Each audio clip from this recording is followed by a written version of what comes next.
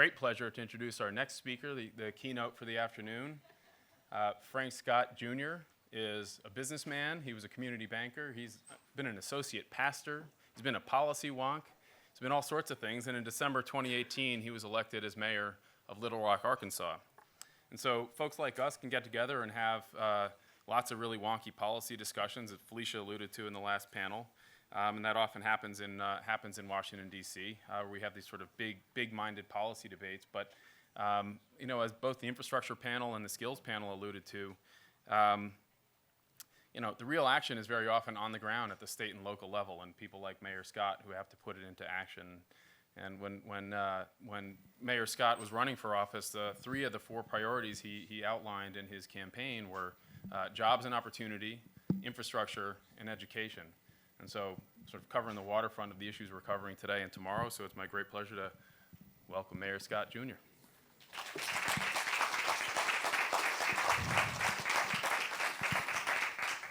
Well, thank you so much for the introduction. I do know I got a time allotment of 15 minutes. I'm going to try to put some time back on the calendar and be done in 7 to 10 minutes.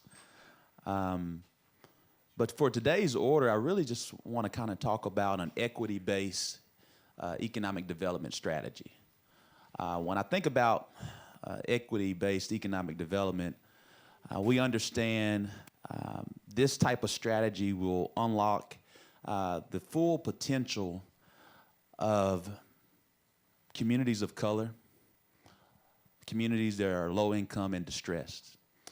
And when you have an equity-based economic development strategy, it removes barriers from growth and creates and expands greater opportunities from a financial capital standpoint, as well as a financial well-being. And when we're thinking about this equity-based strategy, I kind of get that definition. That's very much a paraphrased definition from PolicyLink. As we all know, it's a great research-based organization. But I can make it a bit simpler. When you're thinking about it, I look at my own self. I grew up, born and raised in Little Rock, Arkansas, the state's capital city of, we're 200,000, a very small state of 3 million. And Little Rock is a microcosm of the United States. It's both rural and urban at the same time. And looking at that, we oftentimes understand not only our civil rights history, but our entrepreneurial history. And so when we think about an equity-based economic development strategy, you understand the opportunities for improvement. And so being someone that's from Little Rock, and I come from the southwest section of Little Rock, and the southwest section of Little Rock can be the proverbial wrong side of the town, an area of low income, an area of low educational achievement, and poverty. Many individuals that live in Southwest Little Rock are black and brown and white, but all low income.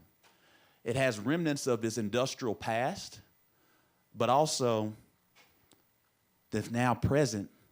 You see the industrial retreat, where many people that live there, the common misconception is that they're not working. But many of our individuals and the residents are not only working one job, but 2, and sometimes even 3. And so the question is, when you think about an equity-based economic development strategy where it has an industrial past, and in the present you still see the industrial retreat, what happened to the jobs? What happened to the equity that actually created jobs? But also, what happened to the industry? And many times when you have poverty, lack of education, you have a systematic issue. And many times those systematic issues are policy driven. And in the day and age now, we understand that we have to have more data-driven policies, because if you do not have a data set, you really cannot see the history. If you do not see the history, you cannot rewrite the present for a greater future. And so not only did I come from this side of town, I was blessed to go off to college, come back home, and I worked for a governor. And when I think about working for a governor, I worked side by side with him, and we chased all of the big marquee projects. 1,000 jobs here, 2,000 jobs there, 3,000 jobs there, advanced industrial manufacturing, everything looks great because our job was to connect education and economic development for a greater future for our state. I had the opportunity to chase those same jobs as a Little Rock Port Authority member. And I learned the intricacies of site development, site selection. And again, our goal is to create more jobs. Everybody wants to create more jobs to uplift our per capita income. But until you have an equity-based economic development strategy and truly understand the root causes of systematic poverty and low-income and distressed communities, all you're doing is creating jobs that aren't affecting the people. And so when you think about a city that has a per capita income of somewhere between $35,000 to $37,000, a city that has a greater educational being from higher education, but when you have student debt and your per capita income is $35,000, but you owe somewhere around $35,000 to $40,000, we wonder why we're not growing out of our economy to a greater and a more prosperous economy. And so when we think about these strategies, the question is, in crime, no matter which city you go to, you can pinpoint crime based off of poverty and lack of education. In the economy, you can do the same thing. But so many times, all we're doing is going after the jobs of the day, the jobs of the future, but we haven't had a holistic community model approach to the people that we're trying to serve. And so sometimes the very safety net that we're trying to create becomes unsafe because we didn't know the root cause of the problem. And when we transition from that, it all goes back to connectivity, community mindedness. We have to understand the holistic approach to address the issues. And so when we do this, we want to know, how do we connect our city's residents with our own city's economy? How do we understand those two together? How do we get there? A lot of what we've discussed today is about having strategic investments in low-income and distressed areas to truly understand those areas and train the individuals there to grow themselves out of it. But not only that, we have to make sure when you look at the opportunity zones concept, there's some negativity towards it and some positivity towards it. What we have to do is take this type of vehicle to create positive disruption in the low-income areas and understand the root cause by the data sets on how we grow ourselves out of the issue. And so I'm merely here today is to kind of bring it from a real world level. I wake up every day with a new set of issues as the mayor of the city of Little Rock, that I love it. We're dealing with educational issues, job issues, crime issues, but again, it all goes back to the root cause. What is our equity-based economic development strategy? So I challenge each of you to understand that, yes, we want to have more jobs. Yes, we want to have more training programs. We want to have more individuals that are welders, that are plumbers, that are software developers, all of the things we need to do today. But until we have a greater focus on education, a greater focus on workforce and training to the level of the people and asking the people that we're trying to serve and understand the equity and the divides, you'll never have the solution. So it goes back to connecting each other. By connecting each other, we'll then have the concerted effort of creative solutions. Thank you.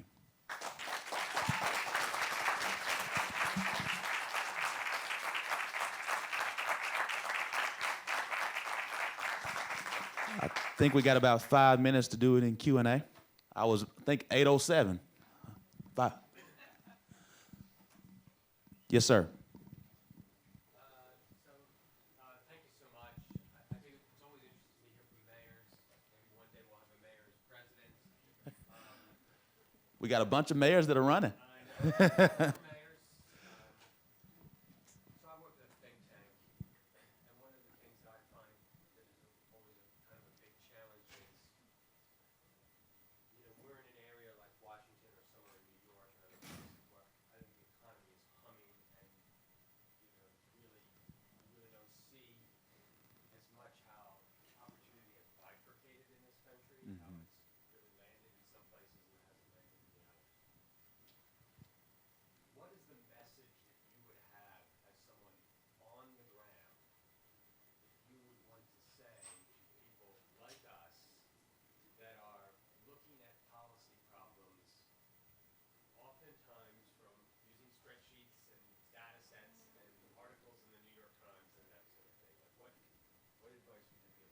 get out of the office and come to the ground.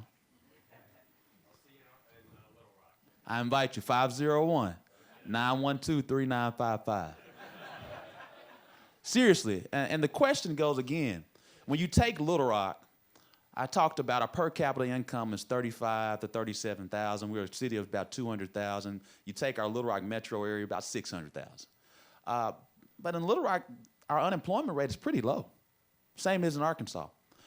And when we talk about these communities where the root causes of the issues are, it doesn't matter if it's a good economy or a bad economy. The neighborhoods haven't changed. The neighborhoods haven't changed. And when we think about that, it goes again to financial literacy. It goes again to infrastructure development because it talks about the industry of the past. We literally, Southwest Little Rock was the good area town. Then there was a lot of suburban flight and sprawl, and some individuals left. And then other individuals remained. So we still see the industrial past, but there's no industrial present or future. No investment, no infrastructure, and we all understand the true foundation of economic development is infrastructure. If you can't build it, nothing else will come. Yes, ma'am. Thank you so much for your talk. My question for you is, when you take the equity-based economic development strategy and you apply it to those neighborhoods in Little Rock, can you give us some concrete examples of how you look at where the present is? You understand the past, industrial past. Here in the present, how are you concretely envisioning and building towards the industry of the future, given the community that you have? How do you build those partnerships, both with local companies and educational institutions, et cetera, to make this actually work? It's all about paying attention. There is a clear divide in our city right now based on the economy. There's a certain area of town where all the crime comes from, and there's a certain area of town where all of our economic output comes from. And until we help our residents where the economic output comes from, understand that we won't grow our city to move, because we all want our per capita income to move from 35,000 to 50,000. But until we start paying attention to the areas that has the most opportunities for improvement through infrastructure, through educational achievement, through financial literacy and financial capital, and work together and truly unite our city by moving from being disconnected to connected to one another, we won't move forward. We'll remain stagnant. And so what we're doing is we're paying attention to the potholes south of 630. We're paying attention to figuring out how do we get the debilitated homes away and how do we recruit more economy there? How do we say, you know, if you invest your business in this particular town, we're going to give you some tax incentives. We do the same thing for 2,000 jobs to come to our city. And when we have 2,000 jobs to come to our city, it becomes a regional effect where maybe 2 or 5 different counties are coming and many of our workers aren't even working. So it goes again to paying attention and then giving some greater opportunities or incentives to those who've never really had an opportunity to invest. And so by investing, they're no longer ignoring the issue. I think we got time for 2 more questions. Yes, sir. Yes. Thank you for the shout out to, what is the name? Because I work there. So, thank you for that. My question is. He didn't pay me to do it either. My question is if you can expand a little bit more about how you are intentionally including an equity lens in opportunity zones. Yes. So we recently, we're in the beginning stages. This past August, we had our Opportunity Zone Summit, had about 120 individuals. There were bankers, lawyers, general contractors, and most of all, community members of the Opportunity Zones. 1, to educate everyone about the Opportunity Zone, and then 2, how what I call, again, positive disruption. No one wants to have gentrification, but what we do want to have is mixed-use development that uplifts the community and understands what the community desires in the first place. And so that's what we've been focused on. And so we've been having a series of meetings and getting a lot of the individuals, whether you have $1 million of the capital gains tax or $15 million, we want to direct those dollars and say, hey, this is what the community would like in this area, and this is also how you make some money at the same time. Yes, ma'am. I'll try to speak loudly. I can do that. I can hear you. Okay, great. In terms of, you mentioned before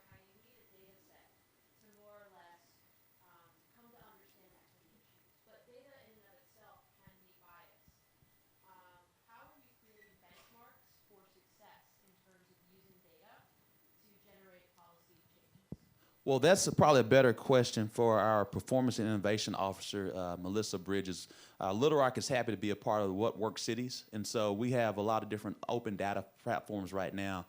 And so we've been fed a lot of different information, but it goes back to someone on the last panel.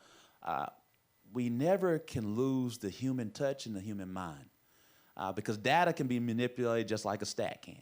And so many times we have to understand the data to know where the issues are, but also bring a real life lens to it to understand what the history was, what the present is, and how do we address all the two at the same time to move forward.